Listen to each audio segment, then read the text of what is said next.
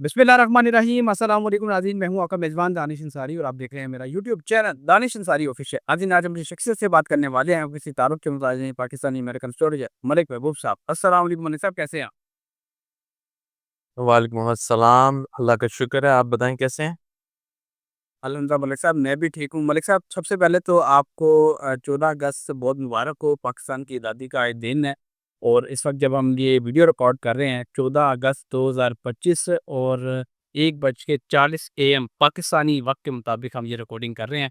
तो सर, आपको बहुत मुबारक हो, देखने वालों को, ऑडियंस को बहुत मुबारक हो।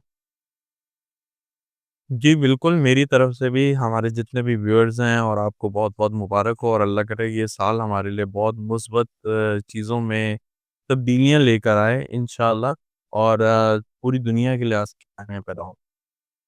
आमीन, आमीन। सर, ये दिन इस वजह से भी इम्पोर्टेंट है क्योंकि पाकिस्तान की एक बर्थडे एक तरह से कह सकते हैं और इसी के मुताबिक आपने मुझे एक दूसरे प्रोग्राम में बताया था कि पाकिस्तान का ये जो बर्थ चार्ट है, ज़ाइचा है, वो बनता है। आज की सबसे इम्पोर्टेंट खबर शेयर करने से पहले मैं ये बता दूँ कि इस मर्तबा जो जश्न आज़ादी है, वो बड़ा इम्पोर्टेंट भी है और लोग बड़े जोशो जज़्बा जो है उसमें दुगनी जो है वो नज़र आ रही है, लोगों की मोहब्बत और जज़्बात जो है वो दुगने नज़र आ रहे हैं। उसकी वजह ये है क्योंकि पाकिस्तान ने अभी हाल ही में इंडिया को जंग में इबरतनाक शिकस्त दी है। और आज ही बिलावल भुट्टो ने एक बड़ा हैरानकुन और बड़ा ज़बरदस्त बयान दिया है। उन्होंने कहा है कि भारत को सिंध-ताश मुआहिदा मानने पर मजबूर कर देंगे और अगर भारत नहीं मानता तो 6 के 6 दरिया भारत से छीन लेंगे। ये बड़ा अहम बयान था बिलावल भुट्टो का। दूसरी जानिब आज इंडिया ने बिलावल भुट्टो के इस बयान पे रद्द-ए-अमल देते हुए पाकिस्तान के दरियाए सतलुज में पानी छोड़ दिया है, जिसके बाद सतलुज के इर्द-गिर्द के तमाम इलाके डूब गए हैं, सैलाब का शिकार हो गए हैं, सैलाब आ गया है, बहुत सारे लोग नक़ल मुकानी पे मजबूर हो गए हैं। इसके अलावा भी कुछ इम्पोर्टेंट खबरें हैं, उनको शामिल करेंगे। पाकिस्तान की जो ऐज है वो 79 हो गई है, तो क्या नई खुशखबरियाँ देकर आ रहा है पाकिस्तान के लिए जो नया वक़्त है, ये भी सर से जानेंगे और भारत ने जो पानी छोड़ा है, इसके बारे से भी जानेंगे और बिलावल भुट्टो ने जो वार्निंग दी है इंडिया को कि हम 6 के 6 दरिया ले लेंगे, क्या ये पॉसिबल भी है? ये भी जानेंगे। ओवर टू यू सर, बताइएगा कि पाकिस्तान का ज़ाइचा क्या बता रहा है? 14 अगस्त 2025 है आज। आगे आने वाला टाइम आप पाकिस्तान का क्या देख रहे हैं? देखिए, आने वाले टाइम में मुझे उम्मीद है इंशाअल्लाह पाकिस्तान की जो तरक्की है वो बढ़ेगी और ये एक हम जो मुश्किल दौर ज आ रहे हैं बचपन से जब से पैदा हुए तब से यही सुन रहे हैं। इंशाअल्लाह मुझे उम्मीद है कि ये कुछ आखिरी 1 या 2 साल ही होंगे ये मुश्किल दौर के और उसके बाद जो है पाकिस्तान एक बेहतर और अच्छे कंट्रीज़ में अच्छे लेवल पे आपको नज़र आएगा।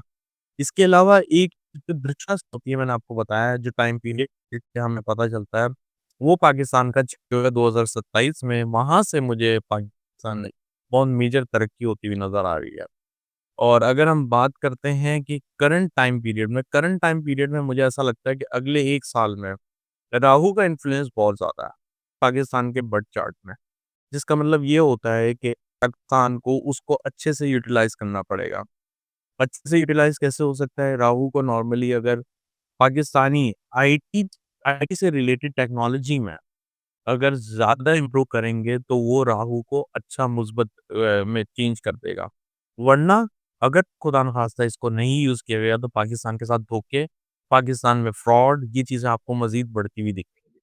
तो मेरी रिक्वेस्ट है हमारे जितने भी व्यूअर्स हैं और जो आईटी से रिलेटेड स्पेशली ताल्लुक़ रखते हैं, उनको चाहिए कि वो आईटी की फ़ील्ड में कुछ एनहांस करें अपनी जो क्वालिटीज़ होती हैं, जो एक्सपेरिमेंट्स होते हैं, उसके ऊपर काम करें, तो मुझे लगता है कि आईटी में पाकिस्तान बहुत बड़ा नाम कमाएगा, अगर पाकिस्तान इस चीज़ को यूटिलाइज़ करता है। क्योंकि ये सिर्फ़ 18 महीने का टाइम है, इसमें से हमने 3 महीने निकाल दिए, लेकिन आपने देखा है कि इस राहु के एक्वेरियस में आने से पहले ही एआई ने बहुत ज़्यादा एकदम से दुनिया में राज करना शुरू किया और ये चीज़ मुझे लग रहा है कि आने वाले दिनों में मज़ीद बढ़ेगी।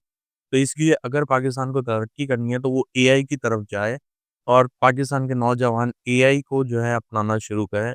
तो मुझे लगता है कि पाकिस्तान बहुत ज़्यादा तरक्की करेगा स्पेशली जब सन की दशा शुरू होगी। जहाँ तक रहा ये सिंध-ताज मुआहिदा सर ये तो अनफॉर्च्यूनेटली अभी लगा रहेगा प्रॉब्लम। क्योंकि मैंने कहा है कि पाकिस्तान को इंडिया के साथ अभी बहुत फाइट करनी पड़ेगी। जंग की सूरत में हर महाज पे इनको एक जैसे टफ टाइम देने की ज़रूरत पड़ेगी इंडिया को। क्योंकि इंडिया की जो दशा आ रही है वो मैंने आपको बहुत दफ़ा बताई है कि वो एक लड़ाई झगड़े के मोड में चले जाएँगे और उनका काम यही होगा कि लड़ना है, झगड़ना है और इस चीज़ को हासिल करना है। जबकि हम लोगों को डिफेंडिंग पोज़ीशन में उनसे जो हमारे नाहक चीज़ें ली जा रही हैं या जो हमें नुकसानात पहुँचाया जाता है, उसके लिए अपने आप को डिफेंड करना पड़ेगा। तो इन शॉर्ट ये साल जो है बड़ा इंटरेस्टिंग ईयर भी होगा और साथ में ट्विस्ट बहुत ज़्यादा पैदा करेगा पॉलिटिकली। तो पॉलिटिक्स में भी जो आपको मेजर चेंजेस नज़र आने वाली हैं, वो आइंदा आने वाले 2-3 महीनों में आएगी और फिर नेक्स्ट ईयर मार्च के बाद। तो मेरा ये है कि होल एंड सोल पाकिस्तान बहुत तब्दीलियों के लिए जो है रेडी रहे और आने वाले दिनों में आपको इन चीज़ों से जो है लड़ना भी पड़ेगा और इन चीज़ों को अपनाना भी पड़ेगा। ठीक है सर। सर ये बताइएगा कि दरियाए सतलुज में आज एक तरफ से पानी छोड़ा गया है, जिसके बाद सतलुज के इर्द-गिर्द के जितने भी इलाके हैं, वो सैलाब की ज़द में आ गए हैं। बहुत सारे लोग हैं, उन्हें नक़ल मकानी करनी पड़ रही है। क्या आइंदा आने वाले दिनों में इंडिया भी पाकिस्तान के दीगर दरियाओं में भी पानी छोड़ सकता है? क्योंकि दरिया रावी में भी जो पानी की सतह है, वो काफ़ी अरसे बाद, तवील अरसे बाद बुलंद होना शुरू हो गई है। और जो इर्द-गिर्द से लोग हैं, उनके लिए मुश्किलात बढ़ती जा रही हैं। आप क्या देख रहे हैं कि पानी का एलिमेंट जो है वो दोबारा एक्टिवेट आपको होता दिखाई दे रहा है? क्या लोगों को नुकसान आपको होता हुआ दिखाई दे रहा है? खुदा ना खास्ता, क्योंकि ज़ाहिर है जब इंडिया ये पानी छोड़ रहा है उसके पीछे उनका मकसद यही है, पाकिस्तान को डिस्टर्ब किया जाए, तंग किया जाए, अवाम के लिए। जी, अगर मैं अवाम का हाउस देखूँ तो मैंने आपको बहुत दफ़ा बताया है कि पाकिस्तान में जो ज़्यादा मुश्किलात होंगी वो पाकिस्तान की अवाम के साथ है। नॉर्मली और किसी के साथ नहीं है, सिर्फ़ पाकिस्तान की अवाम के साथ ये मुश्किलात होंगी। अनफॉर्चुनेटली पाकिस्तान इटसेल्फ वो ग्रो करेगा, लेकिन अवाम को उससे कुछ भी नहीं मिलेगा। और जहाँ तक आपने ये बताया है कि ये पानी का मसला, ये एलिमेंट अभी एक्टिव ही रहेगा। वो कुछ टाइम के लिए कुछ प्लैनेटरी कॉम्बिनेशन या प्लैनेटरी एस्पेक्ट्स थोड़े सॉफ्ट हो जाते हैं, तो ये मामला थोड़ा दब जाता है। लेकिन आने वाले दिनों में जैसे कहा है कि सैटर्न टिल नवंबर रेट्रोग्रेड है और रेट्रोग्रेड का मतलब ये होता है कि किसी भी प्लैनेट के जो असरात हैं वो बहुत ज़्यादा बढ़ जाते हैं। तो जो रेट्रोग्रेड प्लैनेट है उसके असरात इस वक़्त बढ़े हुए हैं। इस वजह से ये पानी के अंदर महाज़ वाटर एक्सीडेंट्स पानी के अंदर किसी भी तरीके का वायरस फैलना ये बहुत नॉर्मल होगा। ठीक है सर। सर इसके अलावा एक इम्पोर्टेंट क्वेश्चन मैं ऐड करना चाहूँगा यूक्रेन और रूस के हवाले से। डोनाल्ड ट्रंप ने ख्वाहिश ज़ाहिर की है कि वो रूस और यूक्रेन के सदूर के साथ एक टेबल पर बैठ के उनके दरमियान जो है वो सुलह भी करवाना चाहते हैं, बातचीत भी करवाना चाहते हैं। क्या आपको यूक्रेन और रूस का मसला हल होता हुआ आइंदा चंद दिनों में दिखाई दे रहा है? क्योंकि डोनाल्ड ट्रंप ने अभी रिसेंटली अज़रबैजान और आर्मीनिया के दरमियान जो 40 साल से जंग चल रही थी, उसको भी ख़त्म करवाने में बड़ा अहम किरदार अदा किया है।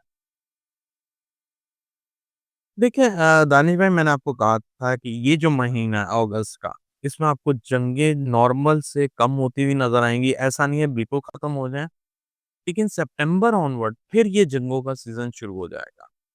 तो अगर ये हुआ भी तो ये टेम्परेरी ब्रेक होगा। मुझे ऐसा लगता है कि फिर इन चीज़ों में एकदम से बढ़ती हुई आग एकदम से ऐसी चीज़ें हो जाना जिसको कोई बंदा सोचता भी नहीं है, एक्सीडेंटली एकदम से सीज़ फायर जो है एक होना, ये सब चीज़ें आपके सामने आएँगी।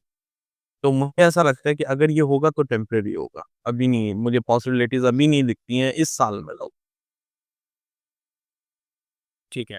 सर पाकिस्तान में दहशतगर्दी के हवाले से पाकिस्तान की पार्लियामेंट में आज एक कानून पास हुआ है और उस कानून के तहत जो हमारी फ़ोर्सेस हैं वो किसी भी सिविलियन को 3 माह के लिए हिरासत में रख सकती हैं और उन्हें कानूनी हैसियत मिल गई है इस बात की।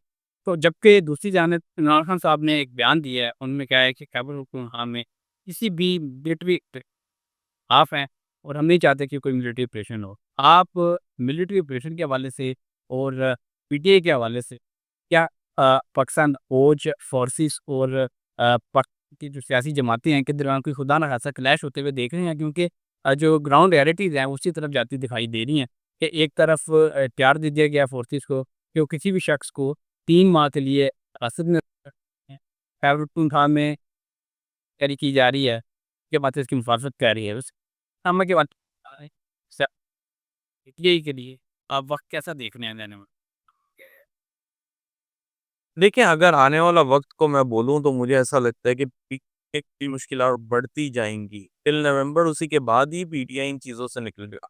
लेकिन अगर आप ये बोलें कि इस लॉ के पीछे क्या है, तो इस पर्टिकुलर लॉ को मुझे नहीं लगता ये लोग कुछ कर सकते हैं, क्योंकि ये टाइम ही चल रहा है नई रिस्ट्रिक्शंस का, नए लॉज़ का। तो इसमें तो अनफॉर्च्यूनेटली मुझे कुछ ऐसा मेजर चेंज होता हुआ नहीं नज़र आ रहा कि आने वाले दिनों में कुछ चेंज हो जाए। हाँ, इसकी वजह से फ्रॉड हो जाए, ये पॉसिबिलिटीज़ में से एक पॉसिबिलिटी है। आप अगर ये कह रहे हैं कि इनमें चेंज हो जाए और ये ख़त्म हो जाए, बिल्कुल रिवोक हो जाए, ये मुझे अभी पॉसिबल नहीं लगता। मुझे मज़ीद रूल्स रेगुलेशन सख्त होते हुए और नए रेगुलेशंस आते हुए दिखता है। जी। बहुत शुक्रिया सर, आपने अपने कीमती वक़्त में से कुछ वक़्त निकाला और इतनी ज़बरदस्त प्रेडिक्शंस आज हमारे साथ शेयर की। कल नेक्स्ट प्रोग्राम में ऐसे ही 10 टॉपिक के साथ दोबारा फिट होंगे। अगली वीडियो तक के लिए मुझे और मलिक महबूब साहब को इजाज़त दीजिए। अल्लाह